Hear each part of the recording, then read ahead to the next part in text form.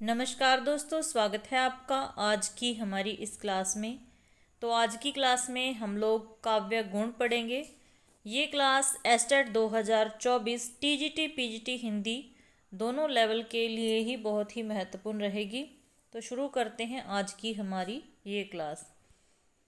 तो सबसे पहले ये ध्यान रखना है कि किस आचार्य ने कितने काव्य गुण माने हैं और कहाँ माने हैं, उनका ग्रंथ, सारी चीज़ों को ही ध्यान से सुनना और ध्यान से याद रखना है। ठीक है, सबसे पहले है अग्नि पुराण में काव्य गुणों की संख्या 18 या 19 मानी गई है। ठीक है, अग्नि पुराण में काव्य गुणों की संख्या कितनी मानी गई है? 18 या 19 भी आप कह सकते हैं। ठीक है, दोनों ही ऑप्शन सही है।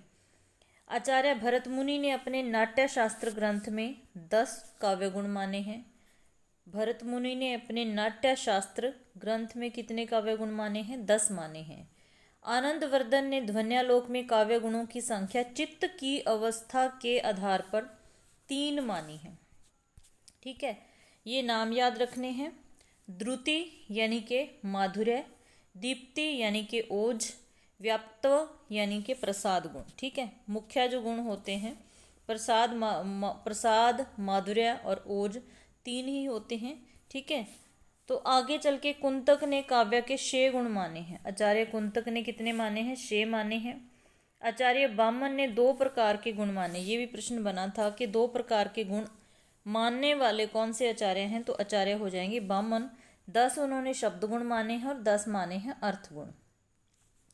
फिर आगे आचार्य भोजराज ने अपने ग्रंथ सरस्वती कंठाभरण, ये सीधा सीधा ग्रंथ भी पूछा जा सकता है, ये भी ध्यान रखना है। सर्वाधिक गुण माने हैं कितने? 48 गुण माने हैं, 24 शब्द गुण और 24 अर्थ गुण। सबसे ज़्यादा गुण मानने वाले कौन हैं? आचार्य भोजराज हैं। उन्होंने अपने ग्रंथ सरस्वती कंठाभरण में ये माने हैं। ठीक है, उन्होंने शब्द गुणों को बाहरी गुण माना और अर्थ गुणों को अभ्यंतर गुण माना या आंतरिक गुण माना है, ये भी ध्यान रखना है। शब्द गुण बाहरी और अर्थ गुण आंतरिक। ठीक है, फिर आचार्य मम्मट ने अपने काव्य प्रकाश ग्रंथ में 3 गुण स्वीकार किए हैं, प्रसाद, ओज और माधुर्य। प्रसाद, ओज और माधुर्य, और इनका ही समर्थन किया है आचार्य विश्वनाथ जी ने और पंडित जगन्नाथ में। ठीक है, क्लास कुछ समझ आई तो लाइक ज़रूर कर देना। आप लाइक करने में भी आलस करते हैं, ये टाइप करने में बहुत टाइम लग जाता है। एक मेरी कल से तबीयत भी वैसे भी ठीक नहीं है, इसीलिए कल वीडियो नहीं बन पाई। अर्थात काव्य के मुख्य जो होते हैं गुण कितने होते हैं? 3 ही होते हैं। उनकी पहचान क्या है और उसमें क्या याद रखना है कि किस गुण में कौन सी रीति आती है या कौन सा अलंकार या कौन सा रस, ऐसे प्रश्न बन जाते हैं। तो सबसे पहले है प्रसाद गुण। ऐसी काव्य रचना जिसको पढ़ते ही अर्थ ग्रहण हो जाता है, मतलब हमने पढ़ा और हमें उसका अर्थ ज्ञात हो गया, तो वो कौन सा गुण होता है? प्रसाद गुण होता है। ठीक है, प्रसाद गुण से युक्त ऐसी रचना मानी जाती है।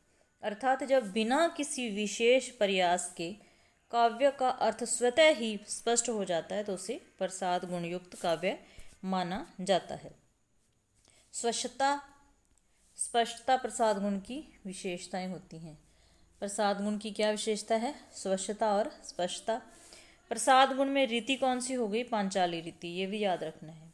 प्रसाद गुण में पांचाली, पैसे प्रसाद, पैसे पांचाली रीति होती है। ठीक है, फिर मम्मट ने एक कथन दिया है, वो भी याद रखना है। क्या कहा है? प्रसाद गुण ऐसे धुले हुए वस्त्रों के समान होता है जिसमें जल सहजता से व्याप्त हो जाता है, अर्थात वह ऐसी सूखी लकड़ी के समान होता है जो तत्काल ही आग ग्रहण कर लेती है अथवा उसको फैला देती है। तो ये कहने वाले हैं मम्मट। ठीक है, इसमें मुख्य रस याद रखना है। मुख्य रस कौन सा है? शांत और भक्ति। तो प्रसाद गुण में रीति कौन सी हो गई? पांचाली, मुख्य रस, शांत रस और भक्ति रस। स्वतः ही हमें अर्थ का ज्ञान हो जाता है काव्य को पढ़ते ही। और मम्मट ने कहा है कि सूखी लकड़ी के समान होता है प्रसाद गुण, या धुले हुए वस्त्रों के समान होता है। ठीक है, आगे है माधुर्य गुण। हृदय को आनंद उल्लास से द्रवित करने वाली कोमल कांत पदावली से युक्त रचना माधुर्य गुण संपन्न होती है। अर्थात ऐसी रचना जिसको पढ़कर चित्त में श्रृंगार, करुणा, शांति के भाव उत्पन्न होते हैं वह माधुर्य गुण युक्त रचना मानी जाती है। याद रखना है, प्रसाद गुण में जो शांत रस है महत्वपूर्ण रस है, प्रमुख रस है, ठीक है। वैदर्भी रीति की तरह इसमें संयुक्ताक्षरों, ट वर्गीय वर्णों एवं समासिक पदों का पूर्ण अभाव पाया जाता है अथवा अत्यल्प प्रयोग किया जा सकता है। मतलब के कठोर वर्ण माने जाते हैं, ट ठ ड ट वर्ग होता है जो, इसका प्रयोग इसमें बहुत कम होता है। संयुक्ताक्षर या, ठीक है, जो संयुक्ताक्षर होते हैं उनका भी प्रयोग बहुत कम पाया जाता है। किसमें? माधुर्य गुण में। रीति कौन सी होती है? वैदर्भी रीति होती है, ठीक है। टै वर्ग कठोर वर्ग माना जाता है, इसीलिए उसका प्रयोग इसमें कम होता है। इसकी पहचान मान लीजिए। रस होते हैं, श्रृंगार भी होता है, हास्य होता है, करुण होता है, शांत होता है, ठीक है। और इन रसों से युक्त रचना क्या कहलाएगी? माधुर्य गुण से युक्त काव्य कहलाएगा। उम्मीद है यहाँ तक आपको पता चल गया, ठीक है। अगर किसी ने लाइक नहीं किया तो लाइक कर सकते हैं, चैनल को भी सब्सक्राइब कर सकते हैं, ठीक है। आगे है ओज गुण, ऐसी रचना जिसको पढ़ने से चित्त में क्या हो जाता है? चित्त में जोश, वीरता, उल्लास आदि की भावना उत्पन्न होती है, वह ओज गुण युक्त काव्य रचना मानी जाती है। तो ओज गुण कहाँ होता है? जहाँ कोई उत्साह वाली बातें हो, वीरता वाली बातें हों, जिसमें वीर रस हो, कविता पढ़ के, काव्य पढ़ के एक अलग सा जोश आ जाए, तो वहाँ पर ओज गुण होता है। और गौड़ी रीति होती है इसमें। गौड़ी रीति संयुक्ताक्षरों, ट वर्गीय वर्णों, समासिक पदों एवं रेफ युक्त वर्णों का प्रयोग इसमें किया जाता है। तो जो चीज़ें वर्जित हैं माधुर्य गुण में, ठीक है, उसका प्रयोग कहाँ किया जाता है? ओज गुण में होता है। तो ये सारी चीज़ें जहाँ होती हैं वहाँ कौन सा गुण होता है? ओज गुण होता है काव्य का। और रस कौन से आ जाएंगे? वीर रस, रौद्र रस, भयानक रस आदि रसों की रचना में ओज गुण पाया जाता है, ठीक है। तो आज की क्लास में इतना ही। हमने ओज गुण, प्रसाद गुण, माधुर्य गुण देखा और इसकी पहचान देखी। और ख़ास करके ये जो संख्या है ये अच्छे से याद रखनी है कि किस ग्रंथ में कितनी मानी है, अग्नि पुराण में कितनी मानी है, या फिर किस आचार्य ने सबसे ज़्यादा काव्य के गुण माने हैं, ठीक है। और किस आचार्य का कौन सा ग्रंथ है। ज़्यादातर प्रश्न काव्य दोष से भी पूछा जाता है।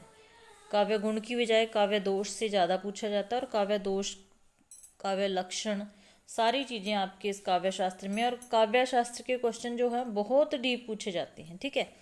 ये एक बार एक हमारी मतलब ऊपर ऊपर से पहचान हो गई। इसके बाद हम इसके अलग चीज़ें पढ़ेंगे जो मतलब बहुत डीपली प्रश्न बनते हैं। तो कोशिश करूँगी ऐसी क्लास जिसमें अंदर से डीपली क्वेश्चन बने, ऐसा हम पढ़ें, ठीक है। और ये चीज़ें भी याद रखनी है। ज़रूरी नहीं है कि हर बार उतना ही टफ आएगा, कई बार ऊपर ऊपर से प्रश्न आ जाता है जिसको हम स्किप कर देते हैं, तो इसको याद ज़रूर रखना है, ठीक है। तो फिर मिलते हैं हमारी नेक्स्ट क्लास में। क्लास देखने के लिए धन्यवाद।